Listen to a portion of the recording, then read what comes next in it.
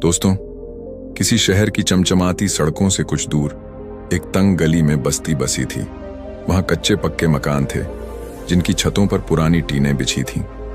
बरसात में ये छतें टपकती थीं, जैसे आसमान अपनी सारी उदासी इन्हीं घरों पर उड़ेल रहा हो। यहीं रहता था साहिल, 17 साल का एक सीधा सादा लड़का। उसकी आंखों में एक अनजानी आग थी, जैसे वह जिंदगी से कुछ बड़ा हासिल करना चाहता हो, पर रास्ता उसे धुंधला दिखता। साहिल का छोटा भाई रवि, जो सिर्फ 14 साल का था, स्कूल जाता था और घर में छोटे मोटे काम करता। साहिल की माँ पास के घरों में खाना बनाने का काम करती थी। सुबह तड़के निकलती और रात को थक कर लौटती। उनके चेहरे पर थकान से ज्यादा घर की चिंता की लकीरें थीं। महंगाई के इस दौर में गुजारा करना मुश्किल था। बरसात में छत से पानी टपकता और साहिल अपनी छोटी बहन माही के साथ बर्तन रखकर पानी बचाता। ऐसे में उसका मन भारी हो जाता। वह सोचता, क्या मेरी जिंदगी हमेशा ऐसी ही रहेगी?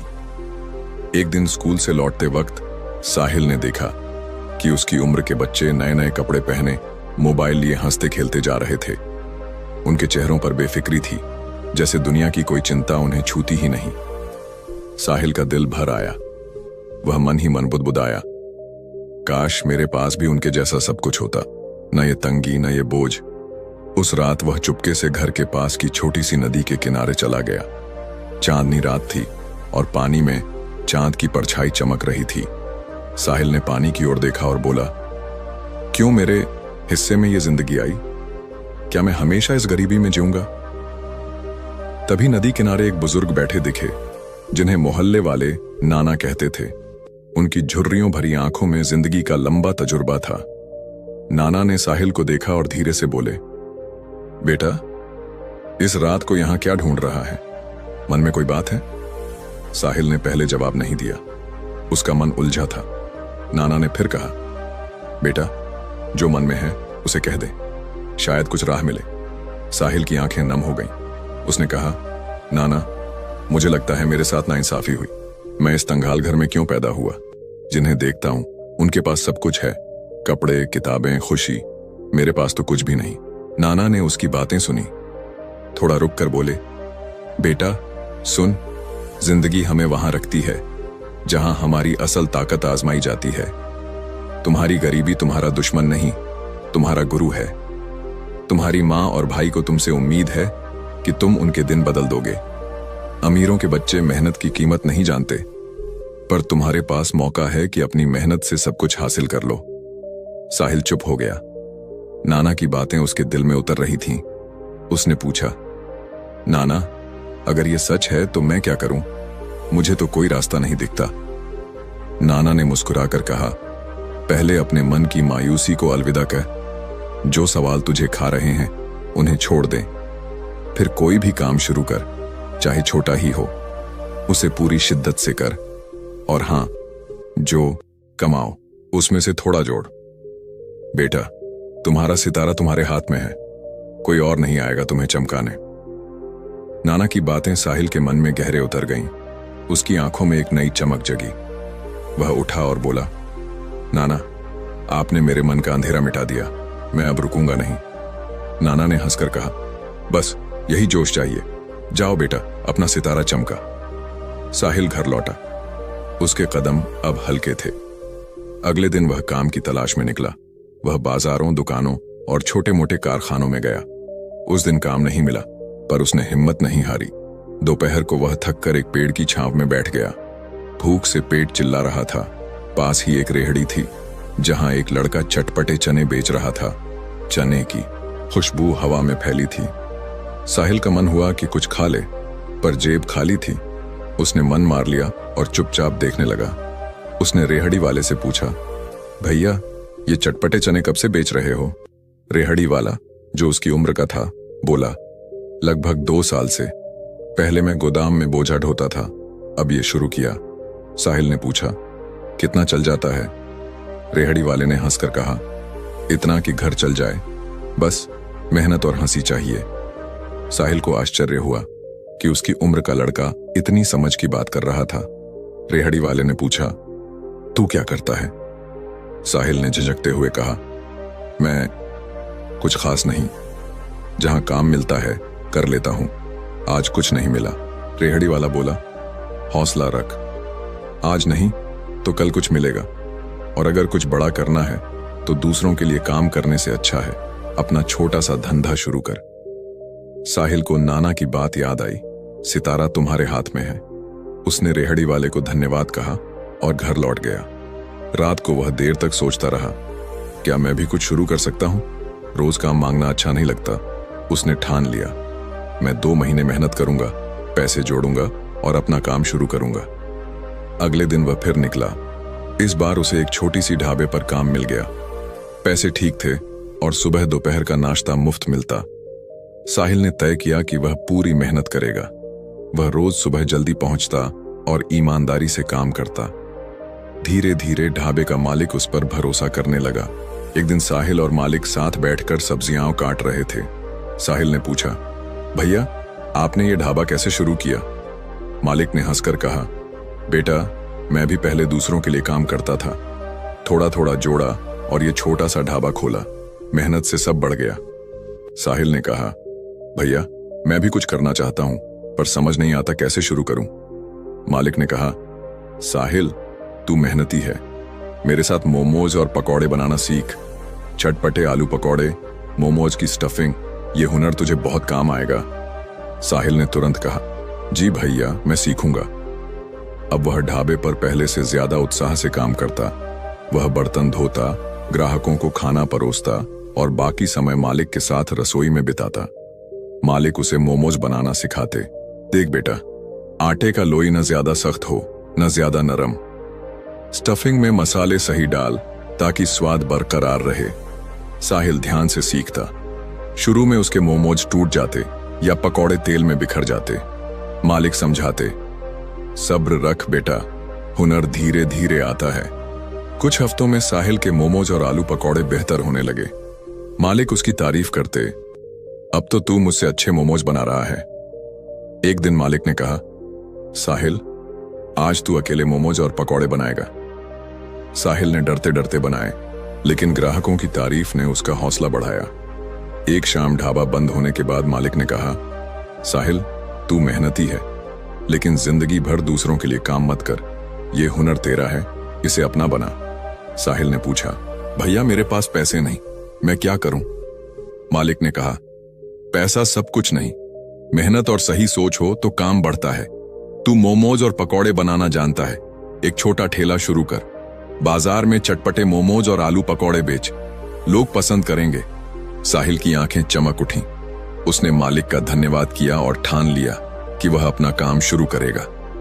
अगले 2 महीने उसने ढाबे पर जमकर काम किया। वह मोमोज और पकौड़े बनाने की बारीकियां सीखता, मसालों का सही मिश्रण, तेल का तापमान, ग्राहकों से मुस्कुराकर बात करना। अपनी कमाई का ज्यादातर हिस्सा वह घर ले जाता, लेकिन थोड़ा थोड़ा बचाता।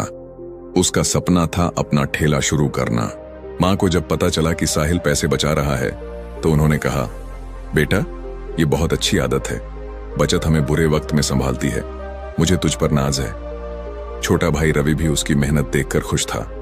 वह रोज पूछता, भैया आज क्या नया हुआ?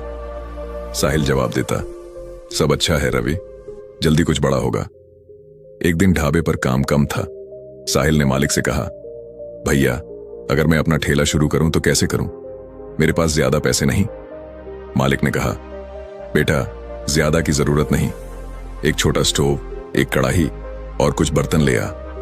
घर पर मसाले और स्टफिंग तैयार कर लेना।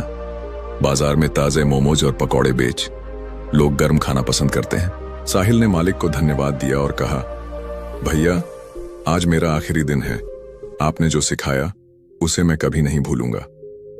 मालिक ने उसे गले लगाया और बोला, बेटा मेहनत कर, कोई काम छोटा नहीं, रास्ता मैंने दिखाया, अब चलना तुझे है। अगले दिन साहिल ने अपनी बचत से एक छोटा स्टोव, एक कढ़ाई और कुछ बर्तन खरीदे। उसने आटा, मसाले, सब्जियां और तेल लिया।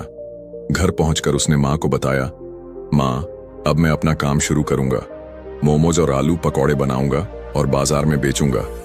मां ने कहा, बेटा जो तेरा दिल कहे वही कर, मेरी दुआएं तेरे साथ हैं। रात भर साहिल ने मोमोज की स्टफिंग और पकौड़ों का मिश्रण तैयार किया।